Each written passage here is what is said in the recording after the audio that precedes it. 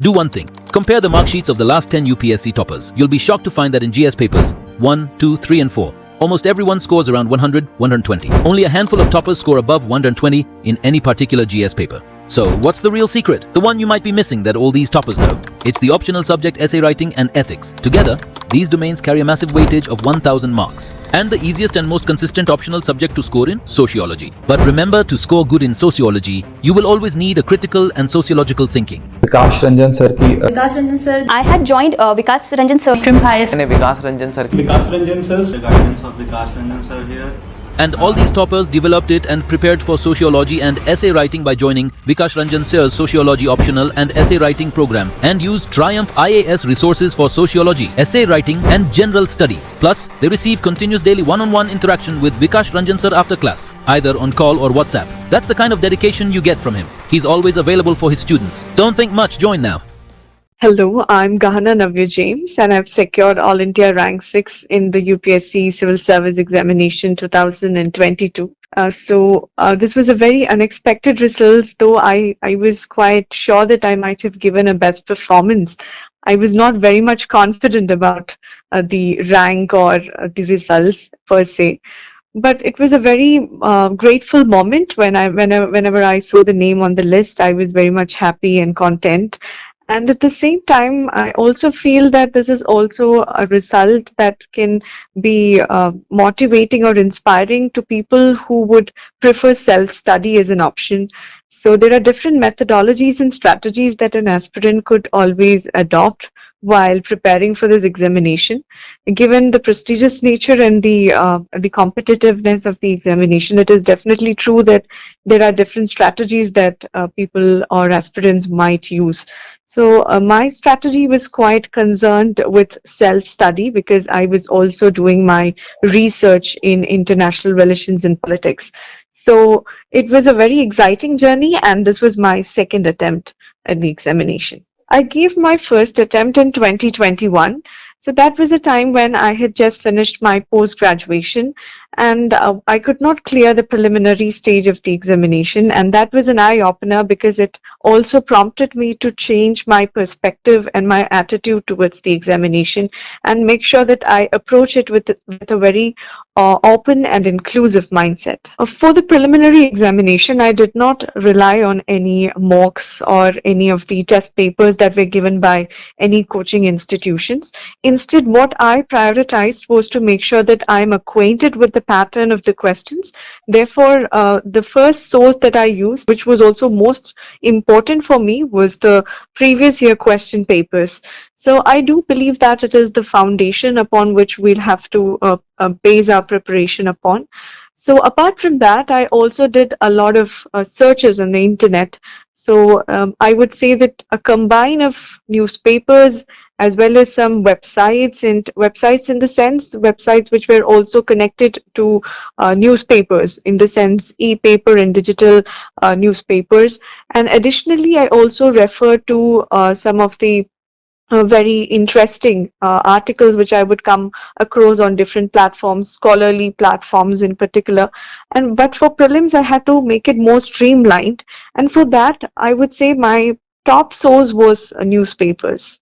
So whenever I would encounter a keyword or a term that I would come across in a newspaper, I used to connect it to, I would search it on the internet and I would acquaint myself with those terms, and I would also try to link it with the previous year question papers. Particularly have a very comprehensive book list, though I had come across a lot of book lists which were often used by aspirants and also people who have cleared it.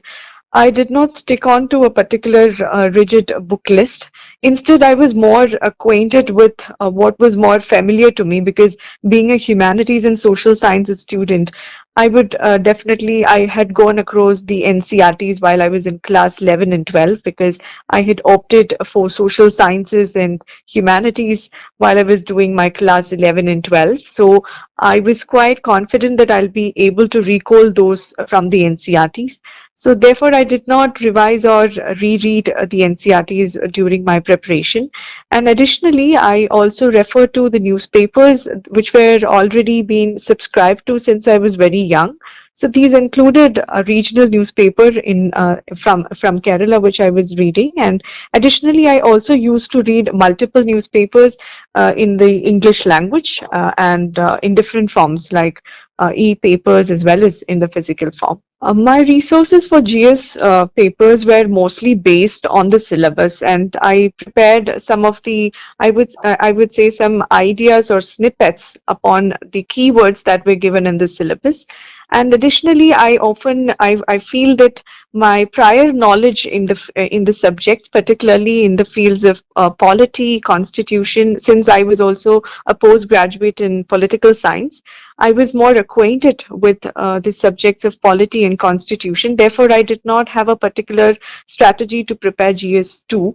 And for GS1, I'm also a bachelor's in history. Therefore, I feel that my studies and my encounter with the subject during my undergraduation would have come in handy there. And for GS3, I would say that economics was one of my favorite subjects since I was in school. So I had a kind of a prior knowledge in the field of economics. I was also following economic developments.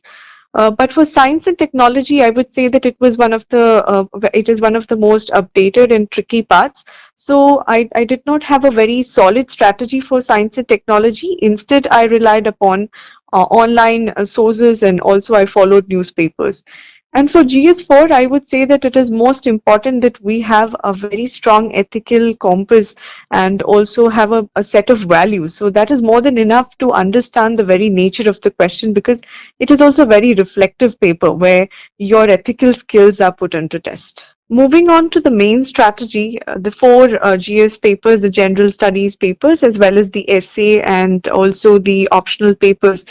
I was very much interested in descriptive answer writing since I had acquainted the spirit of answer writing since I was more inclined towards social sciences, and also in my college and during my university days, and while I'm also still doing my PhD. So I was more acquainted with descriptive answer writing strategies, and I'm also a person who loves to write answers. Therefore, I was quite confident that it would be more apposite for me to keep myself updated with things rather than writing down the answers. So what I did was I did not subscribe to any particular test series or any particular answer writing series. Instead, what I did was to go through the previous year question papers, and I tried to make some answer frames for questions which were being asked. And I did a self-examination and a self-correction to just check whether I was able to include multiple points and dimensions. So that was what I did on the primary level. And apart from that, I would say that for the mains, it is more important that you also work on your speed and also in the writing speed as well as your writing skills. So that is also very much apposite and required. So I feel that if an aspirant is facing an issue with respect to their writing speed, you can work out by just writing answers and making sure that you stick on to the time. My priority was to finish the paper. So that was my first goal while I was giving in the mains. And I felt that if I would be able to finish the paper, then that would be one of the greatest pillars of the strength and confidence. Therefore, I was also happy that I was able to answer all the questions of the mains examination.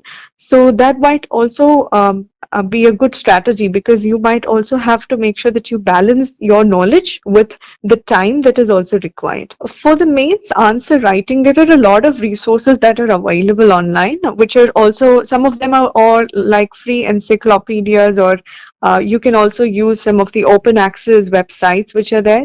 So there are some other content building strategies that one could also use. In my case, I had a prior background, I would say, in the field of social sciences. Particularly, my experiences in undergraduation and post-graduation learning So that added to my answer building strategy. So therefore, those were some of the ways upon which I actually built up the mains answer writing. Coming to the schedule of my studies, I would say that I did not have a very rigid or fixed schedule for the UPSC preparation journey as well, because I was enrolled in my research. I was trying to balance the inputs that I was giving in for my PhD. I'm doing my PhD in international relations and politics, and at the same time, I also was trying to make sure that I do not remain cut off from the social world as well as from the daily developments that are happening in our world. So it was very important that we prioritize and balance all of the activities and domains which are also important to us. So I was quite assured of the fact that if I remain confined away from the engagements that are usually there in my life, then that would be a disadvantage to me at large. Therefore, what I did was to make sure that I'm more acquainted with the daily activities that I was doing. So I did not have any particular fixed schedule. Whenever I would be interested to study, I definitely felt that I would give my maximum there. So on a productive day, I did not measure it in terms of hours, but in terms of the quality as well as in terms of the output that was there. So whenever I was interested, whenever I felt that there would be it would be more flexible a day, then I would definitely prioritize that day for UPSC preparation. Otherwise, what was more important for me was to keep a balance between all the activities where I was involved in. At the same time, during my post-graduation as well as my undergraduation and right away from my school days, I was very much interested in co-curricular activities which are also non-academic in nature. So I found time in making sure that I do not miss out on those areas as well. Additionally, I also took some intermittent breaks to make sure that I remain acquainted with the developments in my favorite areas, including films and music. So it was very important to keep a very balanced and holistic lifestyle while you're preparing for civil services or for any competitive examination. So that was my way of doing the journey, and I'm definitely sure that all the aspirants might have different strategies, and it is very important to understand and comprehend that each person will have their own contextual underpinnings and strategies, their own conditions in their life journey. So please comprehend your situation and try to frame your schedule accordingly rather than adopting a very one size fits all approach. So try to make sure that what matters to you or what is very important to you must not be sacrificed at all. Like if you are a person who is very much interested in sports or filmmaking, or you have any other passionate activities, it is also very much important that you keep those activities and hobbies alive. As far as note making is concerned, I would say that it is very important that you have a concise and crisp strategy while you are approaching the examination. Therefore, my approach to the exam was to make sure that I keep a tab of the important aspects. That was more like a mixed way of doing things. Sometimes I would just note it down as a very brief or a very precise briefing of a particular subject. Or sometimes I would take a screenshot of what mattered or what was very much important or pivotal. So it was a mix of both the offline and online mode. However, I felt that my notes were not very comprehensive, because rather than making notes, I felt that it was more important to keep and revise and recall all the things that we have studied so far. So I did a self-study for UPSC examination. That was the result of a contemplation that I felt that self-study would work for me, because I was having several other engagements while I was also preparing for this. Particularly, I was also doing my research. Therefore, I felt that in order to balance the time schedule, that would be better in my case. At the same time, I would definitely say for adopting a strategy of self-study or going to an institution, it would be very much important that an aspirant analyze their background as well as their situations, as well as the challenges that they might face while opting for a particular path. So if a person is very confident that there would not be a requirement of an institutional support, then it is absolutely fine to have self-study, because this is what I would have to say from my side. But if someone feels that an institutional support is necessary, that is also fine, because that would be one of the strategies that could also lead to a success in this examination. So before adopting a strategy of self-study or an institutionalized or taking up a coaching or any other assistance, it is more important that we understand and reflect upon our situations, our conditions, as well as whether we are better in learning at our own pace, or whether we are better in learning in a classroom or a setting of a classroom, or you're better in learning in an offline or online mode. So that is something that one can understand by analyzing one's own condition and environment. So that is my suggestion to all the aspirants out there.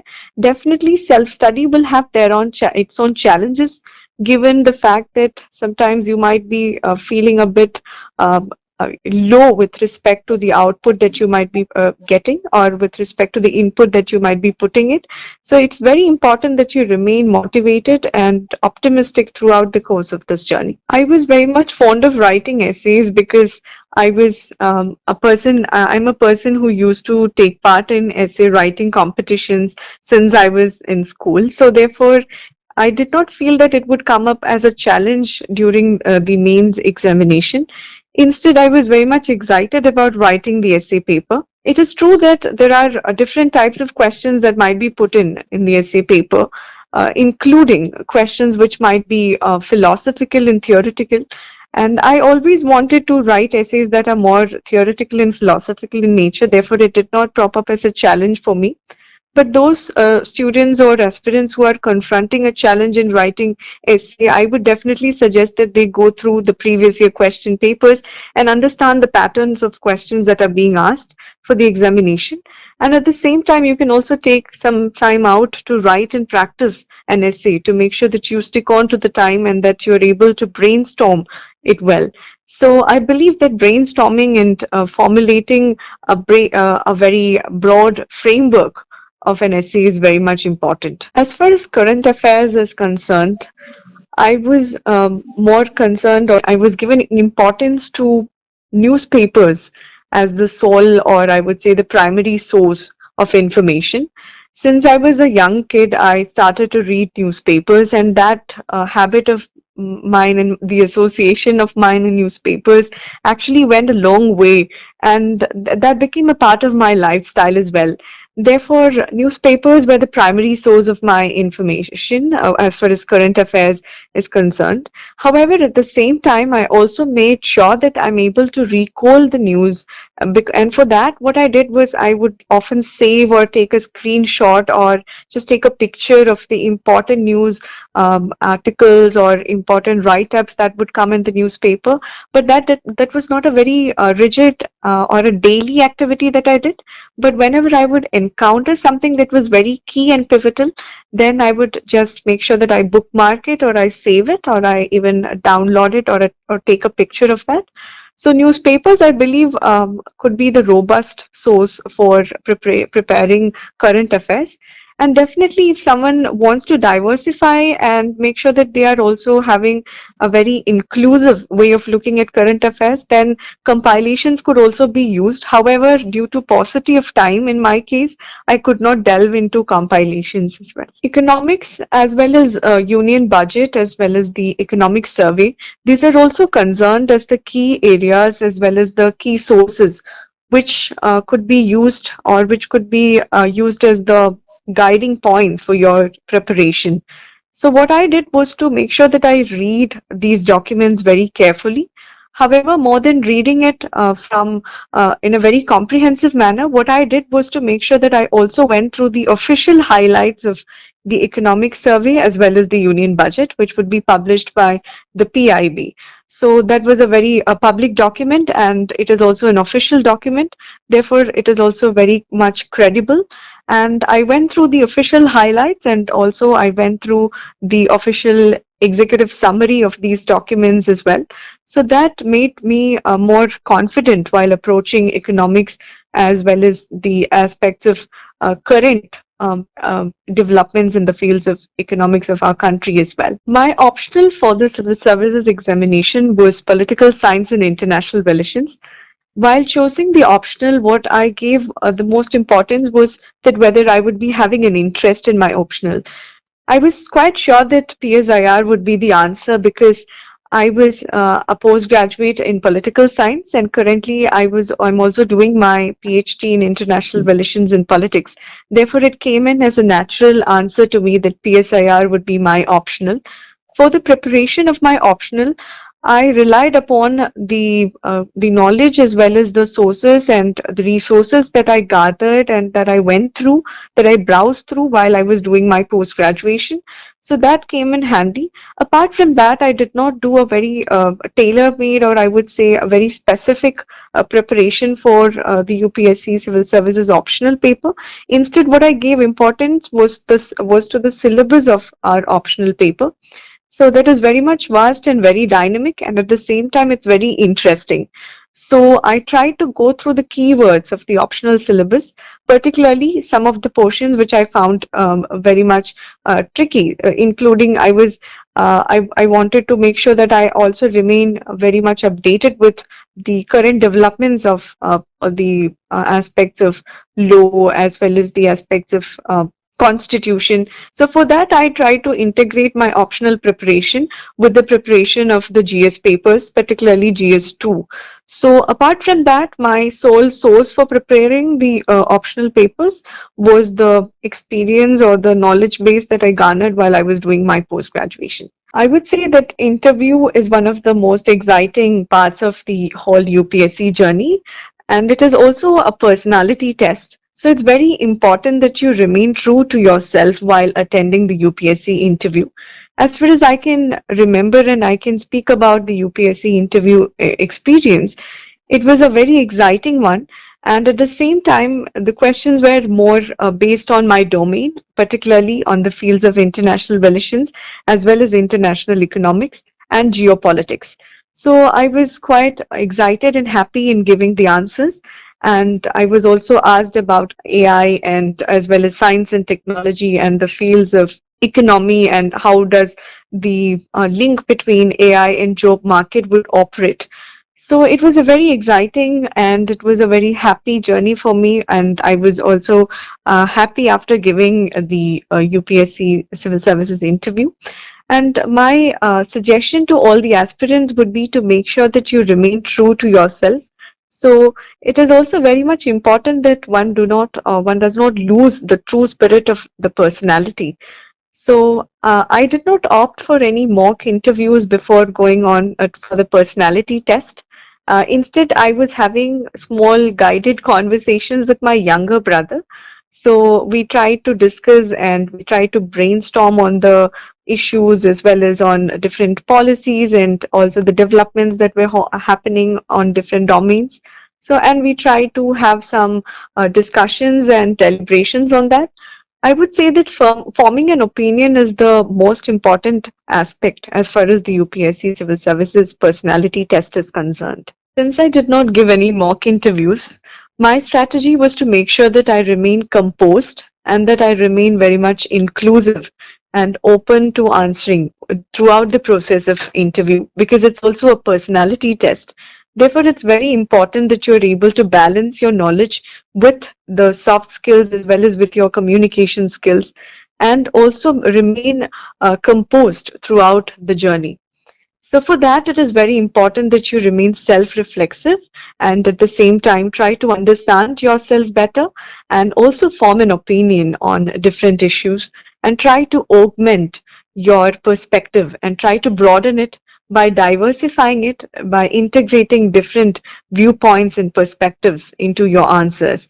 So that's what matters more. And instead of having a very stressed or having a very, I would say, a negative or a pessimistic mindset, be very much confident and calm throughout the process. The journey is very exciting while you're preparing for the UPSC Civil Services examination. It's a very exciting journey, but there might also be challenges that might come up.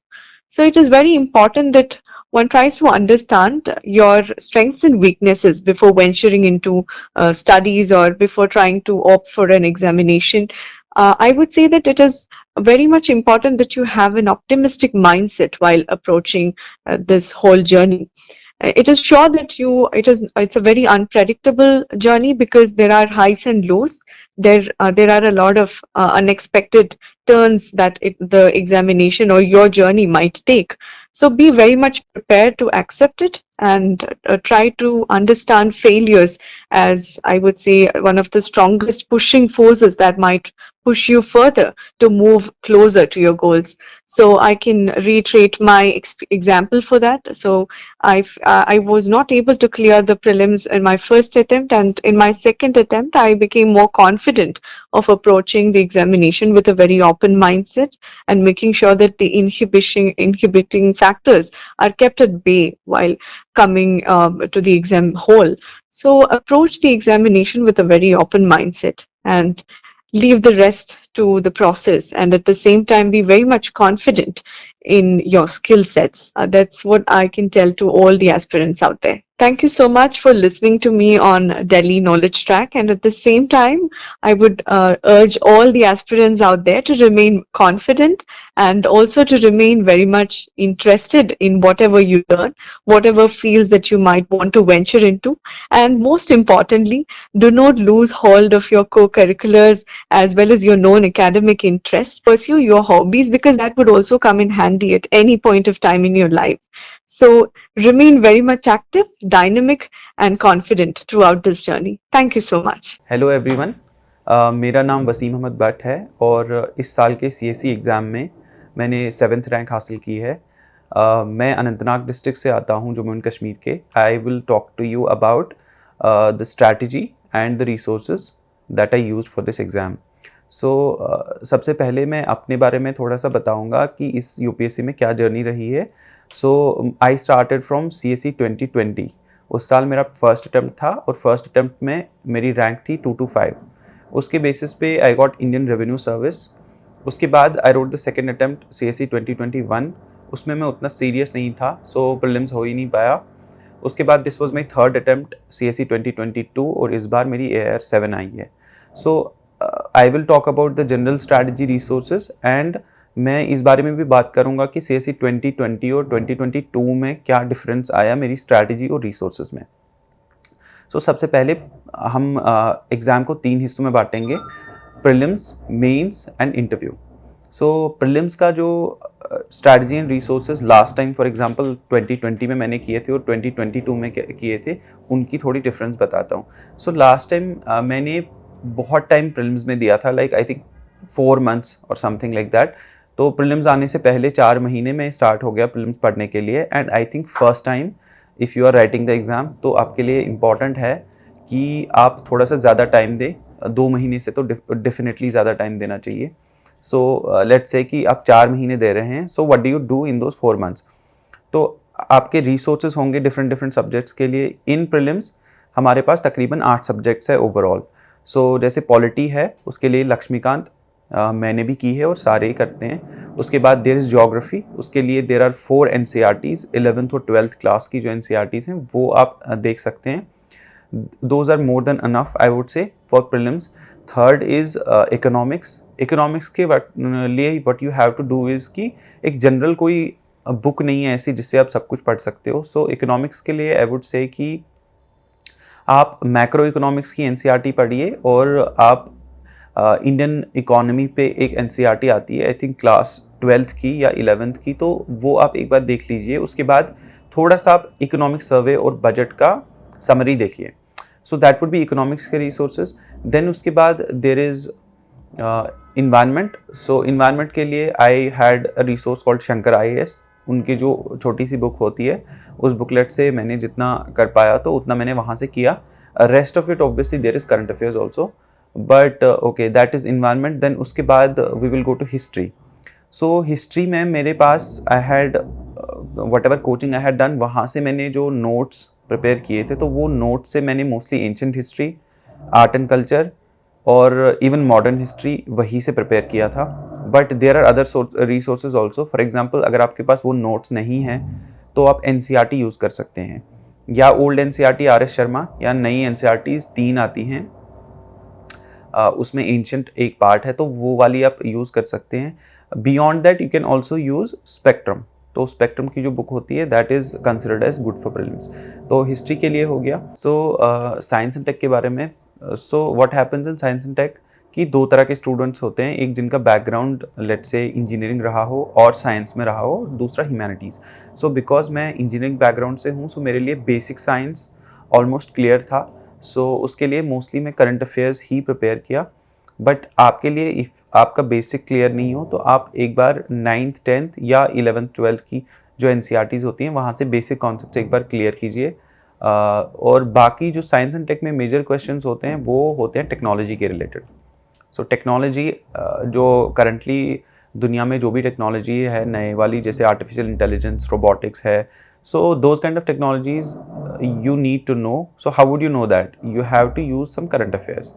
तो current affairs के कोई भी magazine उठा लीजिए, वहाँ से आपको mostly पता चल जाएगा। So these are the broad resources for prelims. अब दिस टाइम CSE 2022 में जब मैंने प्रीलिम्स लिखा, so what I did was I only did the prelims preparation for like 1.5 months to 2 months, इसी के बीच में मैंने किया था। And what I used to do, because इस बार मेरा थोड़ा नॉलेज बेस ऑब्वियसली इंक्रीज हुआ था, I had already qualified the exam, तो मुझे पता था कि 1.5 महीने 2 महीने में भी I can do the prelims. But I would not suggest you to do that, because पहली बार अगर आप लिख रहे हो या इवन सेकेंड बार आप लिख रहे हो, प्रीलिम्स थोड़ा सा अनप्रिडिक्टेबल हो जाता है। अभी CSE 2023 का मैंने प्रीलिम्स देखा है थोड़ा बहुत, तो वहाँ से मुझे पता चला कि you have to have like a 2 to 3 months dedicated preparation तो होनी ही चाहिए, और उसके अलावा भी और मेहनत करनी पड़ेगी। तो डू दैट।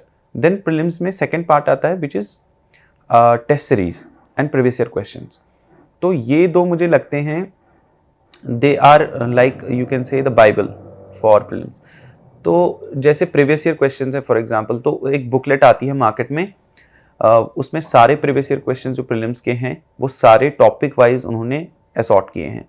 तो मैंने वो बुकलेट ली थी लास्ट टाइम भी, और इस टाइम भी मैंने सेम बुकलेट से whatever I used to read, उस बुकलेट से मैं देखता था कि कौन से क्वेश्चन आए हैं उस टॉपिक में से, और मैं करता था। And then I would also do कि उन क्वेश्चंस की जहाँ पे मेरे को आंसर्स एग्जैक्टली पता नहीं थे, उनके आंसर्स में पढ़ता था और थोड़ा डेप्थ में जाता था।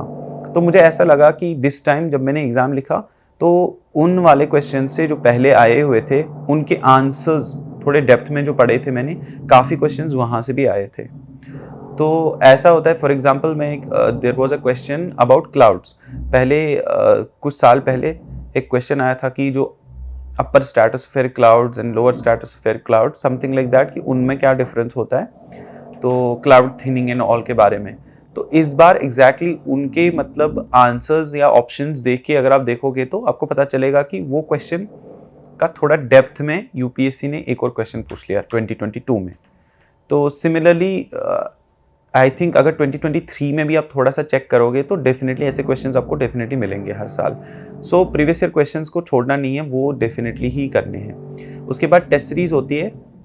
हर टेस्ट सीरीज में I think most of the coachings provide test series, तो उसमें 30 टेस्ट होते हैं, मोस्टली 30 टेस्ट होते हैं। सो व्हाट यू डू इज़ कि एक तो सेक्शनल टेस्ट होंगे, दूसरे फुल लेंथ टेस्ट होंगे। तो आप सेक्शनल टेस्ट डेफिनेटली लिखिए जब भी आप कोई सब्जेक्ट पढ़ रहे हैं, उसके बाद try to write a sectional test related to that.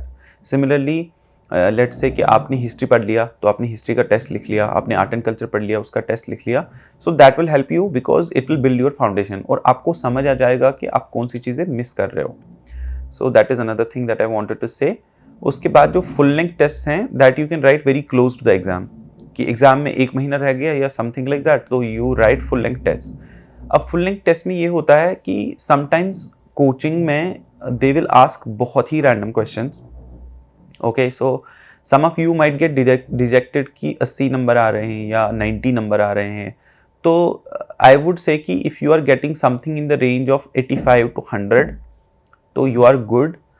And marks पे उतना ज़्यादा ध्यान नहीं देना है, मोर देन कि आप कहाँ पे गलत कर रहे हो। जिस जगह आप गलत कर रहे हो ना, आपको थोड़ा एनालाइज करना है। तो उसके लिए आप टेबल बनाइए, एक 100% श्योर, 75% श्योर एंड 50% श्योर। सो जैसे आप कोई भी क्वेश्चन करेंगे जिस पे आप 100% श्योर थे, और आपने उस टेबल में वो डाल दिया और लेटर ऑन आपको पता चला कि ये गलत था, तो आपको देखना है कि आपका 100% श्योर गलत क्यों आ रहा है। तो ऐसे ऐसे करके थोड़ा सा आप एनालाइज कीजिए कि आपके 50% जिन पे आप श्योर थे वहाँ पे कितनी गलतियाँ हो रही है। तो आप एग्जैक्टली पता कीजिए कि आपको कितने क्वेश्चंस करने चाहिए। तो जैसे मेरा ये था कि I have to do 85 to 95 questions, इसके अराउंड मतलब। सो 2020 में मैंने 96 क्वेश्चंस किए थे और इस बार भी मैंने इसी रेंज में किए थे। सो आप उस रेंज में करेंगे तो आपका डेफिनेटली मतलब स्कोर ऊपर जाएगा। बट अगर आपको ऐसा लग रहा है कि आपकी नेगेटिव मार्किंग भी ऊपर जा रही है तो आप वो टेस्ट सीरीज से ही पहले से पता कीजिए, वहाँ जाके पता करना थोड़ा प्रॉब्लमेटिक हो सकता है। तो ये प्रीलिम्स का हो गया। बाकी प्रीलिम्स का तीसरा एस्पेक्ट ये है कि मेंटल प्रेशर का जो एस्पेक्ट आता है। जब आप एग्ज़ाम में जाते हो, जब आप टेस्ट लिखते हो, उनमें थोड़ा अंतर होता है। सो टेस्ट में आपका स्टेक कोई भी नहीं होता, अगर नहीं हुआ, कम मार्क्स आ गए, ठीक है, आप परेशान हो गए। बट अगर प्रीलिम्स में आपके कम मार्क्स आ गए तो you are out of the list for 1 year. So वो जो प्रेशर होता है, काफ़ी सारे बच्चे उसकी वजह से गलत कर देते हैं, मुझे लगता है ऐसा। और मैं जब खुद 2020 का मैंने दिया था तो मुझे ऐसा लगा कि मैंने ऐसे एग्ज़ाम दिया जैसे वो एक टेस्ट था। मतलब मैंने इतना सोचा नहीं कि आगे जाके उसका रिपरकशन क्या होगा अगर नहीं होगा तो। उसकी वजह से मेरे ठीक ठाक मार्क्स आ गए, बिकॉज प्रेशर उतना ज़्यादा नहीं था। बट आई नो पीपल कि जिनका मतलब प्रोबेबली नॉलेज मेरे से ज़्यादा था, बट वो थोड़े से नर्वस हो जाते हैं एग्ज़ाम में जाके और फिर प्रीलिम्स में इशू आ जाता है। तो that is one thing. So these are the broad things about prelims. Then regarding mains, so mains में मेरा obviously all of us know कि 4 मतलब जीएस होते हैं, 2 ऑप्शनल के पेपर्स होते हैं एंड 2 लैंग्वेज के पेपर्स होते हैं। सो लैंग्वेज के papers, all of you I would say कि मेरा फॉर एग्जांपल लैंग्वेज था Urdu and another is English for everyone. So काफ़ी लोगों का हिंदी होगा या बाकी रीजनल लैंग्वेजेस होंगी, तो उस पर भी थोड़ा सा ध्यान दीजिए। थोड़ा प्रीवियस ईयर क्वेश्चन देख के आप एक बार वो कर लीजिए, so that you are not missing it out. Please make sure कि आप वो करें, बिकॉज काफ़ी लोग ऐसे हैं कि जो लैंग्वेज पे ध्यान नहीं देते और फिर उसकी वजह से प्रॉब्लम हो जाती है। एंड लैंग्वेज तो ऑब्वियसली क्वालिफाइंग है, so if you do not do language तो आपका बाकी वाला जो सारा मेहनत था वो भी वेस्ट हो जाएगा। So now coming to GS. अब जीएस के जो 4 पेपर्स हैं, सबसे पहला वाला पेपर लेटेस्ट से उसमें हिस्ट्री है, उसमें सोसाइटी है और उसमें थोड़ा सा ज्योग्राफी है। अब ये 3 चीज़ें आपको देखनी है पहले कि आपको रिसोर्सेज कौन से यूज़ करने हैं। जो मैंने प्रीलिम्स के लिए पहले रिसोर्सेज बोले थे, वो सेम रिसोर्सेज मैंने 2020 में, एग्जैक्टली सेम रिसोर्सेज मैंने 2020 में इसके लिए भी यूज़ किए थे, मेंस के लिए। बट 2022 में आके मेरे को ये समझ आया कि वो रिसोर्सेज यूज़ करके I am not able to write very good answers. So this time मैंने थोड़ा सा डिफरेंट ट्राई किया। सो आई टुक कोचिंग के जो टेस्ट सीरीज होते हैं पिछले 3 साल के, तो वो मैंने लिए।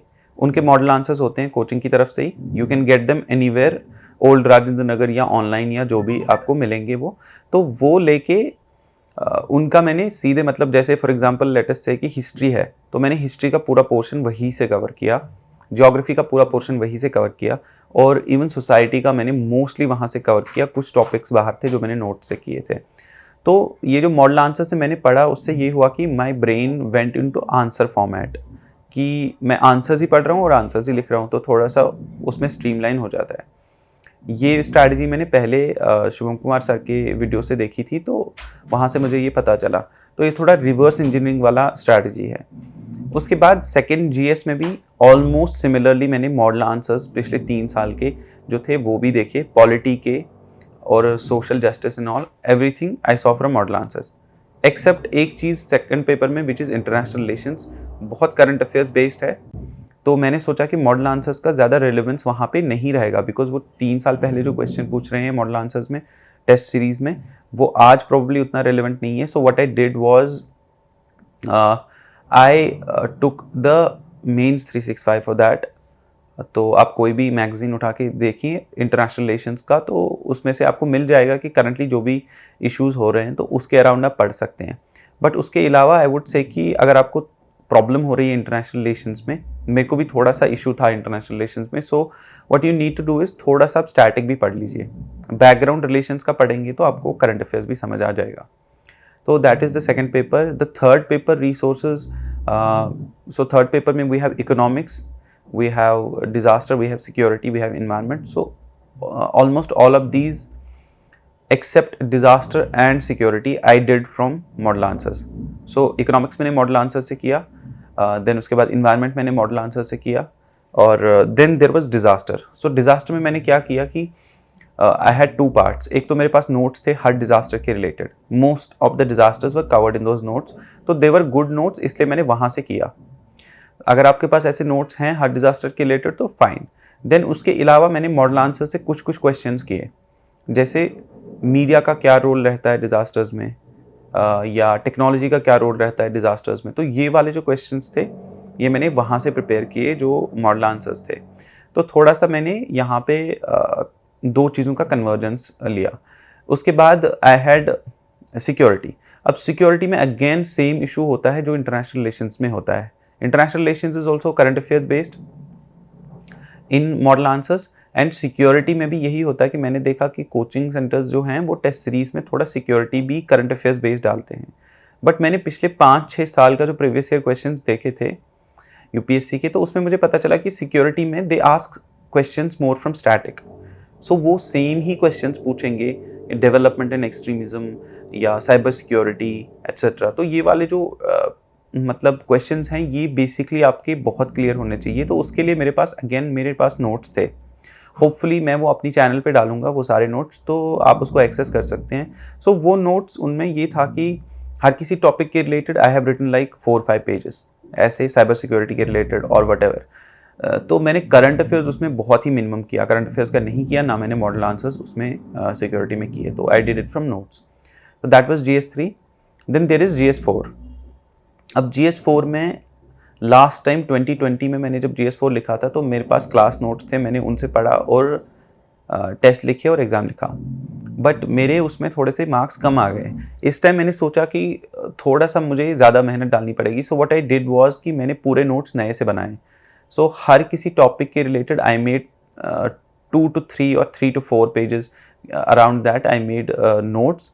तो हर टॉपिक के रिलेटेड नोट्स बनाए। उसके बाद एक मैंने ऑनलाइन डॉक्यूमेंट भी बनाया गूगल डॉक्स में, उसमें टेबल फॉर्मेट में मैंने सारे एग्जाम्पल्स जमा किए, टॉपिक्स के रिलेटेड कोट्स जमा किए एंड उनकी डेफिनेशंस वगैरह जमा की, या anything else that is related to that topic. तो वो सारा जो एक बार कंपेंडियम बन गया मेरे नोट्स और वो ऑनलाइन डॉक्यूमेंट जो था उसको यूज़ करके मैं आंसर स्टार्ट किया लिखना, और मुझे लगा कि मतलब उसकी वजह से काफ़ी इंप्रूवमेंट हुआ आंसर्स में। सो ये GS के बारे में था। अब देयर इज़ वन थिंग कि एक तो होता है कि आपने पढ़ लिया, ठीक है, मॉडल आंसर्स एंड नोट से आपने पढ़ लिया जैसे मैंने बोला, उसके बाद you have to write also. अब लिखने के लिए दो तरीके हैं, आप टेस्ट सीरीज लिखो या आप प्रीवियस ईयर क्वेश्चंस लिखो। मैंने दोनों किए। इस बार मैंने ऐसा किया था, लास्ट टाइम मैंने किया था कि मैंने थोड़ी सी टेस्ट सीरीज लिखी थी बस, उसके बाद ज़्यादा प्रीवियस ईयर क्वेश्चंस देखे नहीं थे। इस टाइम मैंने किया कि टेस्ट सीरीज तो मैं लिखता ही था, कुछ टेस्ट सीरीज का पार्ट जो था वो मैंने प्रीलिम्स से पहले किया, और फुल लेंथ वाला मोस्टली पार्ट मैंने प्रीलिम्स और मेंस के बीच में किया। बट उसके अलावा भी मैंने क्या किया कि हर रोज़ में 1 घंटा प्रीवियस ईयर क्वेश्चंस को देता था। सो 2 to 3 और something like that mid day में। तो मैं ऐसा करता था कि लेट्स से 2022 में मैंने एग्ज़ाम लिखा था, तो 2021 का GS1 उठा लिया, उसमें से कुछ क्वेश्चंस लिख लिए 1 घंटे के लिए, आधे घंटे के लिए वो खुद ही इवैल्यूएट में करता था। आपका अगर कोई दोस्त है जिन्होंने ऑलरेडी एग्ज़ाम किया है और समथिंग लाइक दैट, या जिन्होंने एग्ज़ाम लिखा है ऑलरेडी, तो उनको भी आप सेंड कर सकते हो, उनको दिखा सकते हो। तो उससे ये होगा कि ओवर टाइम आप रोज़ रोज़ लिख रहे हो तो वो स्किल डेवलप होगा आंसर राइटिंग का। कभी कभी ऐसा भी होता है कि लेट्स से कि डिफ़िकल्ट क्वेश्चन आ गया और आपको पता भी नहीं है, but you still right that क्योंकि आपका स्किल है। तो वो वाला स्किल सेट मैंने ऐसे डेवलप किया। So that is the test series वाला part and previous year questions. I would say कि प्रीवियस ईयर क्वेश्चंस बहुत ही ज़्यादा इंपॉर्टेंट लगे मुझे। तो आपको अगर लगता है तो आप डेफिनेटली वो ट्राई कीजिए लिखना।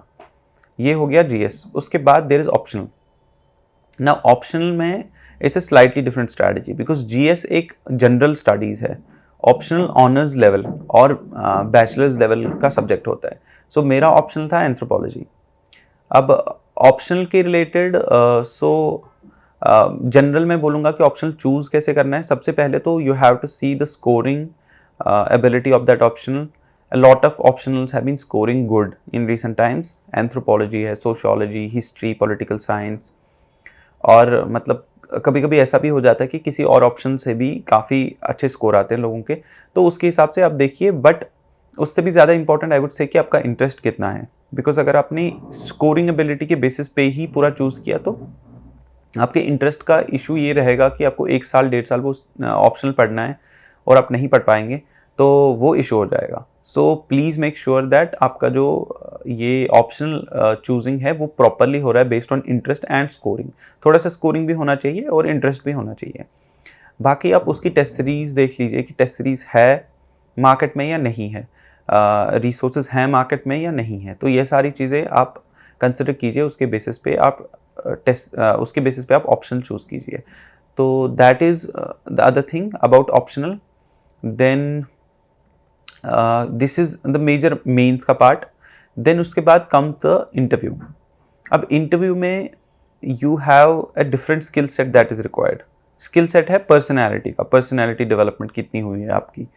तो उसके लिए ऑब्वियसली जितना आपका चाइल्डहुड या थोड़ा पहले से ग्रूमिंग हुआ है थोड़ा पर्सनैलिटी का, तो वो तो फ़ायदा देगा ही। बट अगर आप नहीं भी हुआ है ऐसा कुछ, या आपका लैंग्वेज में कोई इशू है या कुछ ऐसा भी इशू है, तो इट कैन बी करेक्टेड। जैसे मेंस आपने लिखा, मेंस के बाद you will get enough time. हमने इस बार CSE 2022 में मेंस सितंबर में लिखा था एंड मेरा इंटरव्यू का डेट था March 15। सो सितंबर और मार्च में बहुत टाइम है। एक बार आप मेंस लिख लीजिए, उसके बाद जो भी आपको टाइम मिलता है, लेट्स से 5-6 महीने तो मिलेंगे। सो उन 5-6 महीनों में आप अपनी पर्सनैलिटी पे काम कीजिए। सो उसके लिए what you have to do is firstly अपने बारे में सब कुछ जानना है। आप कहाँ से आते हो उस जगह के बारे में जानो, आपका बैकग्राउंड क्या है उस जगह के बारे में जानो, आपकी हॉबीज़ क्या हैं। काफ़ी लोगों का हॉबीज़ में इशू हो जाता है कि हॉबी ही नहीं है बिकॉज UPSC प्रिपरेशन कर रहे हैं। सो आप एक काम कीजिए, मतलब even if you want to develop a hobby, तो 5 महीने में डेफिनेटली एक हॉबी तो डेवलप हो ही सकती है। एंड वो हॉबी है, वो कोई एक्सपर्टीज़ तो नहीं होगा। दे will ask you only like basic questions from that thing. तो वो एक चीज़ आप कर सकते हैं। उसके बाद आप बाकी जो करंट अफेयर्स आपके अराउंड हो रहा है, जैसे अभी मतलब G20 हो रहा है फॉर एग्जाम्पल इंटरनेशनल रिलेशंस में, तो वो सारी चीज़ें आपको पता रहनी चाहिए। सो उसके लिए आप न्यूज़पेपर कंटिन्यूसली पढ़िए। इंटरव्यू प्रिपरेशन में I think newspaper is a major boost.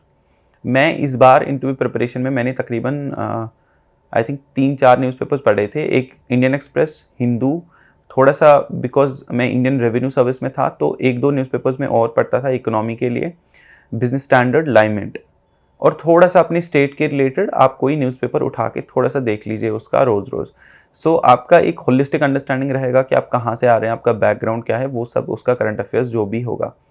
तो ये सारी चीज़ें majorly this is the whole strategy for the exam I think. और अगर आपको लगता है कि मतलब कोई भी टॉपर या मैं या कोई भी अदर टॉपर कुछ बोल रहा है कि जिससे आप एग्री कर रहे हो, तो आप वो अपनी स्ट्रैटेजी में इनकॉर्पोरेट कीजिए। अगर नहीं एग्री कर रहे हो तो इनकॉर्पोरेट करने की कोई ज़रूरत नहीं है, बिकॉज ये एग्ज़ाम इतना वास्ट है कि बहुत सारी अलग अलग स्ट्रैटेजियाँ भी हो सकती हैं। And thank you also to the Delhi knowledge track for hosting me on this platform. It was a very nice experience. मेरा नाम अनिरुद्ध यादव है। I was born in Chandigarh in 1996। 27 years का हूँ मैं। मैंने अपना स्कूल संस्कृति स्कूल दिल्ली से किया है एंड मैंने अपना कॉलेज IIT दिल्ली से किया है, बायोकेमिकल इंजीनियरिंग एंड बायोटेक्नोलॉजी में। सिविल सर्विसेज में मेरा ये 4th अटेम्प्ट था। फर्स्ट और सेकेंड अटेम्प्ट में भी मेरा क्लियर हुआ था। फर्स्ट अटेम्प्ट में I got Indian railway personal service and second attempt में मेरे को इंडियन इंफॉर्मेशन सर्विस मिली थी and currently I am serving over there only as an assistant director under training. Third attempt में मेरा प्रीलिम्स नहीं हुआ था एंड अभी फोर्थ अटेम्प्ट में I was fortunate enough to get the 8th rank. I think changes उतने नहीं थे, mostly luck. I think it's a combination of luck and hard work and because 4 attempt हो गए थे, थोड़ा सा कंपाउंडिंग का इफेक्ट आई थिंक लगता है पढ़ाई पे। धीरे धीरे आप करते रहते हैं, शायद कहीं ना कहीं बेटर होते रहते हैं। एंड आई वुड से मतलब most of it is luck because I have a lot of friends भी जो प्रिपेयर कर रहे थे, सब उतनी मेहनत करते हैं, सब उतनी पढ़ाई करते हैं, 19-20 का फर्क होता है। It's mostly just luck ma'am. I would से कहीं ना कहीं रिलीव था बिकॉज एग्जाम का प्रोसेस वो चलता रहता है कि पहले प्रीलिम्स के लिए पढ़ेंगे फिर मेंस के लिए पढ़ेंगे। तो इट वाज कहीं ना कहीं it was a little I was relieved also because मेरी ट्रेनिंग मेरा सर्विस में हो चुका था इंडियन इन्फॉर्मेशन सर्विस में। तो मेरे को बात कि now I have a little more time सोचने के लिए to structure my preparation, I can take it a little easy. तो फिर धीरे धीरे आई स्टार्टेड अगेन एंड वो थोड़ा सा एक बार आपको रिफ्रेश हो जाते हो if I took a couple of months of, तो उसके बाद थोड़ी सी दोबारा जब एनर्जी आती है then you start preparing again, and I think it was actually a blessing in disguise, क्योंकि उससे फिर with renewed vigour I could approach my preparation. I think जो सिली मिस्टेक्स का थोड़ा सा था उस साल, बिकॉज मेरा 2 बार शायद पहले क्लियर हो गया था, आई गॉट अ लिटिल कंप्लीसेंट, तो प्राइमरीली वो कुछ सिली मिस्टेक्स हो गई थी उस साल, तो उस साल कट ऑफ नहीं क्लियर हुआ था। मेरी प्रीलिम स्ट्रैटेजी यही थी कि बस focus on the core books, around 70 to 80% of the questions come from मतलब कोर आपका environment, economy, polity, history, and doing these books again and again and making sure कि उसमें से जो आपका बिल्कुल जो बेसिक्स है they are very strong. Exam के टाइम पे ऐसा ना हो कि कंफ्यूज हो जाए हम लोग ऑप्शन देख के, बिकॉज थोड़ा सा उस टाइम का भी प्रेशर होता है। Just practicing by giving mock test, covering all your basics, and थोड़ा वो एग्जाम के टाइम में टाइम मैनेजमेंट करना एंड स्ट्रेस मैनेजमेंट करना, आई थिंक यही की है। पॉलिटी में एक लक्ष्मीकांत की बुक होती है, हिस्ट्री में एक स्पेक्ट्रम की मैंने बुक पढ़ी थी मॉडर्न हिस्ट्री के लिए, एंशिएंट मिडिवल हिस्ट्री के लिए आई had done the NCERT. Economy में एक संजीव वर्मा की बुक है एंड एक श्रीराम आईएएस की बुक है, मैंने वो यूज की थी, एंड ज्योग्राफी में I had used the NCERTs. Environment में एक शंकर आईएएस की बुक होती है, I had used that.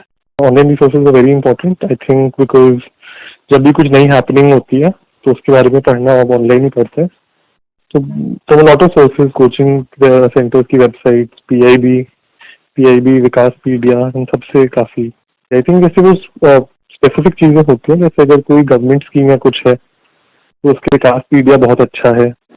Agriculture और रूरल डेवलपमेंट के आई थिंक अर्थपीडिया भी है, वो भी I think was a valuable resource. कोई रिसेंट हैपनिंग है तो पीआईबी बहुत अच्छा रिसोर्स है, उसमें गवर्नमेंट खुद आपको इन्फॉर्मेशन देती है, जितने भी की पार्ट्स होते हैं किसी भी स्कीम के, किसी भी इवेंट के, किसी भी न्यूज के, वो अच्छे से कवर्ड होते हैं। अदरवाइज कोचिंग इंस्टीट्यूट्स की भी सबकी ही वेबसाइट अच्छी होती है, मोर और लेस सिमिलर ही होते हैं। नहीं, मैंने प्राइमरली तो यही सोर्सेज यूज किए थे, ऐसे कोई स्पेसिफिक कोचिंग का तो नहीं यूज किया था, तो जो मिल जाता था वो जो लिंक आ जाता था वो खोल के पढ़ लेते थे, कोई ऐसे स्पेसिफिक नहीं था कुछ।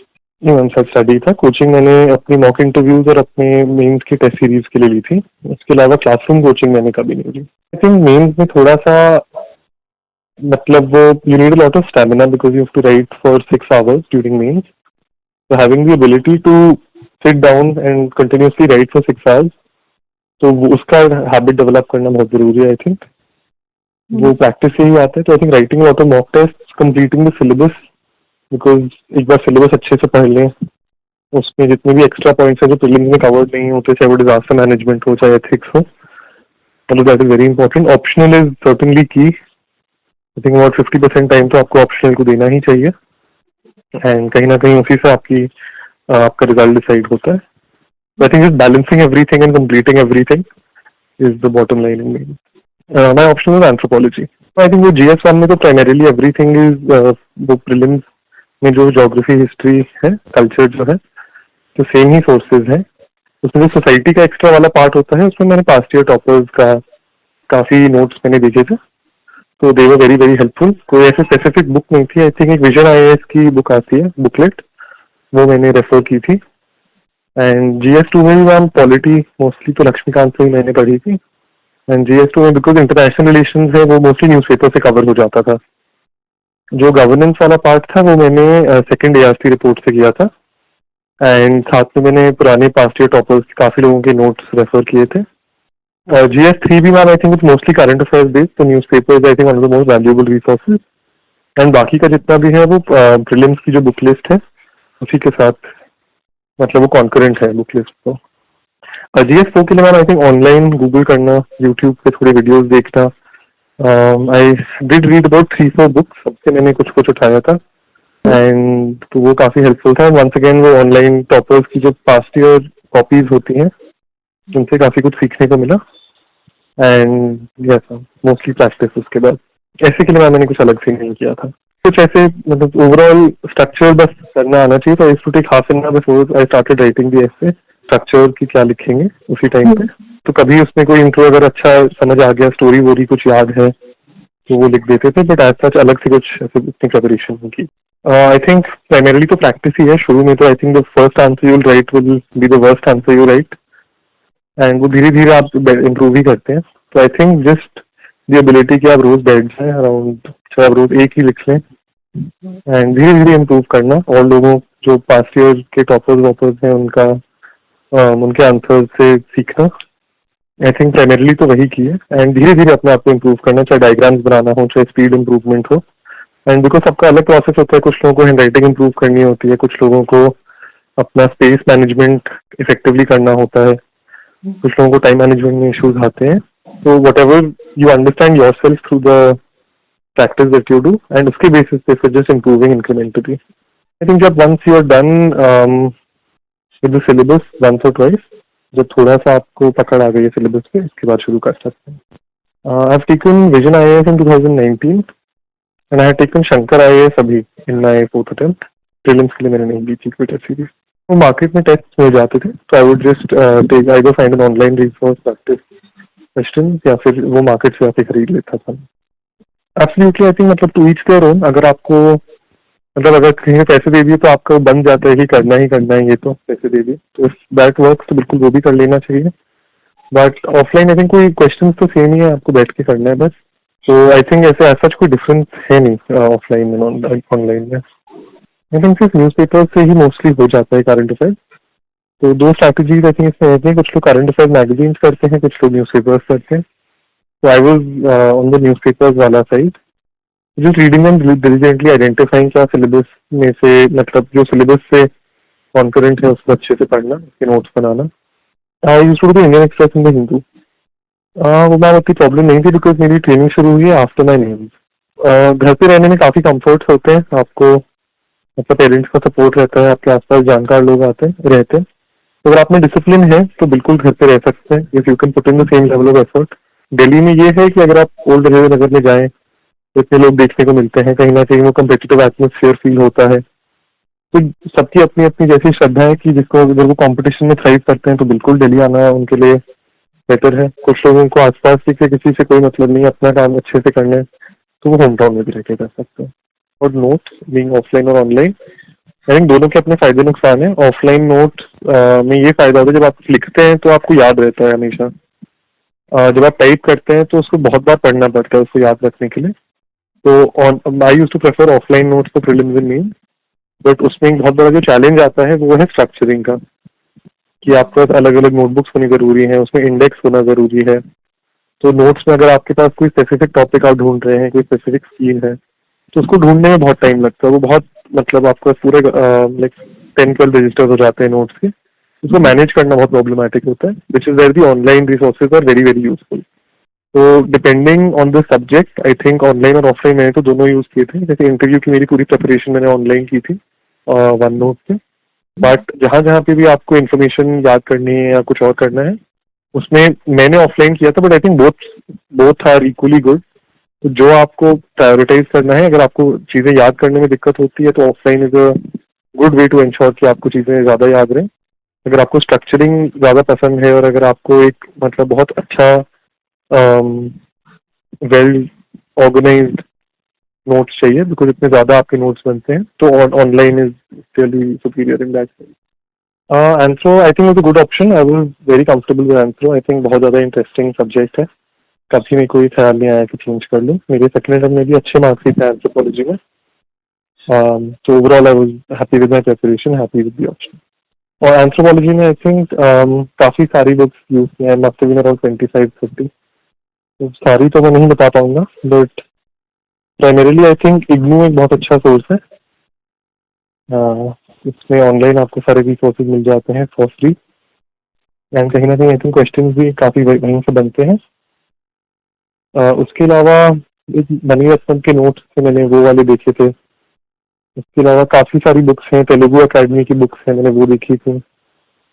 एंड नदीम हसनैन की बुक्स हैं, मतलब because there are so many books, मुझे तो याद भी नहीं है अभी सारी की सारी।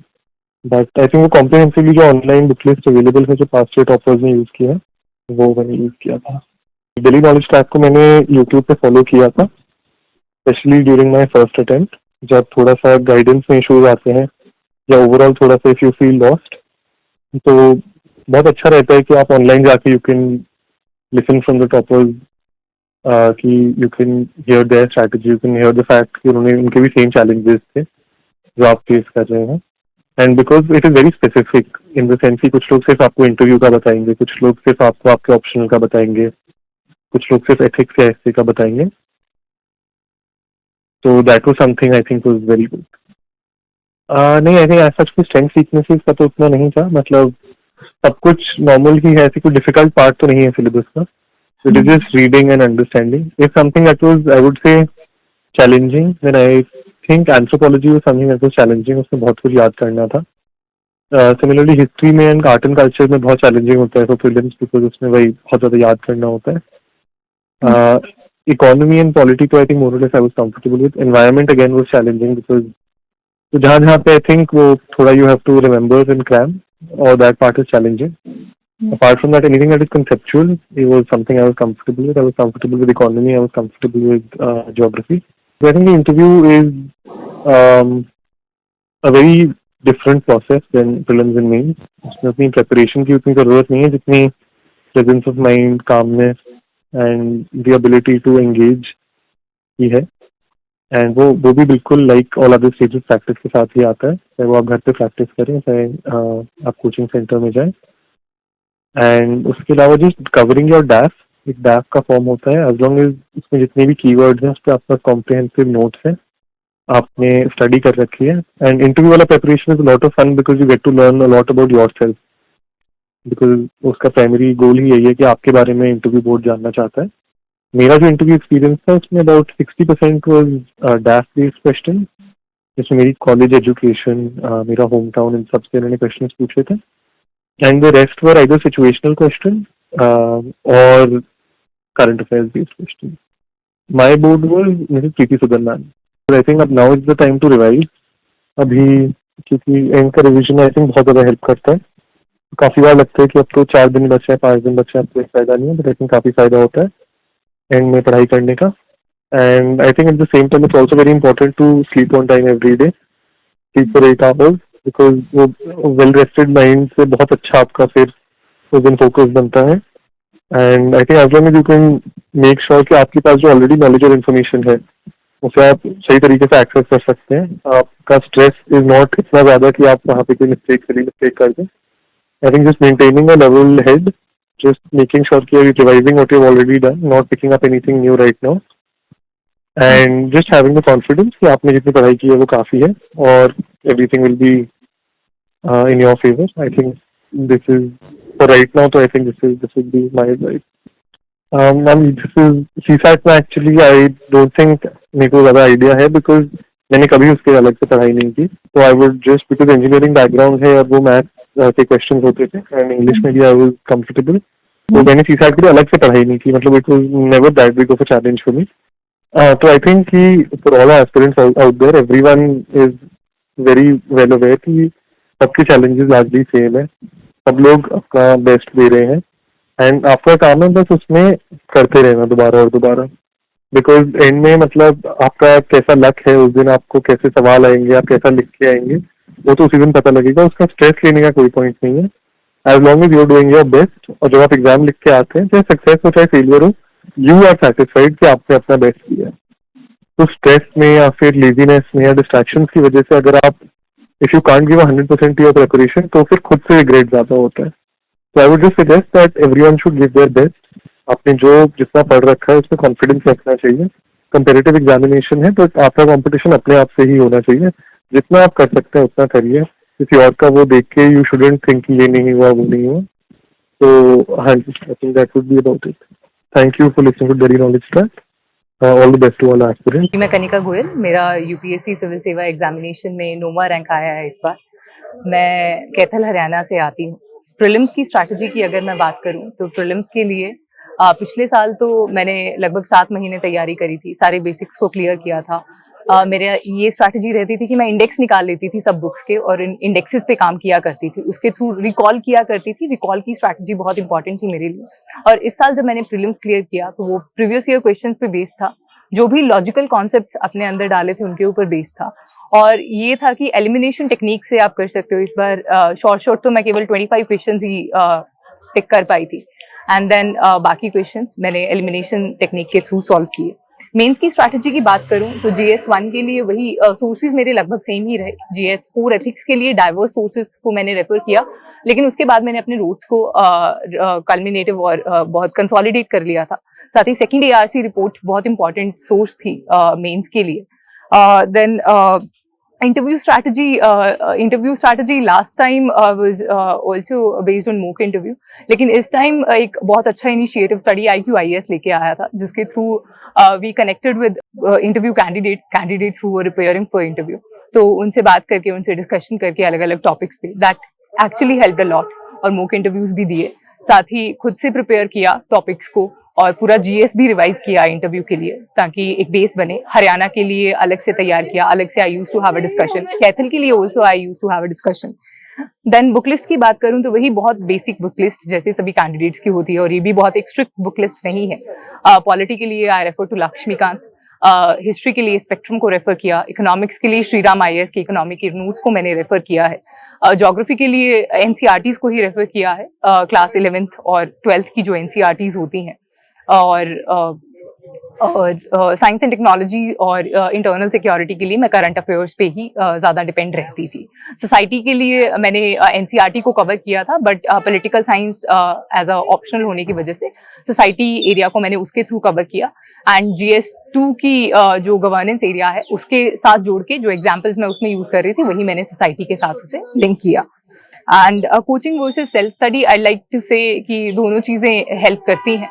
वो कैंडिडेट पे डिपेंड करता है कि वो किस स्टेज पे है और किस सिचुएशन में है। सिचुएशन की बात करूं तो when I was entering my preparation, तो कोविड लॉकडाउन हो गया था।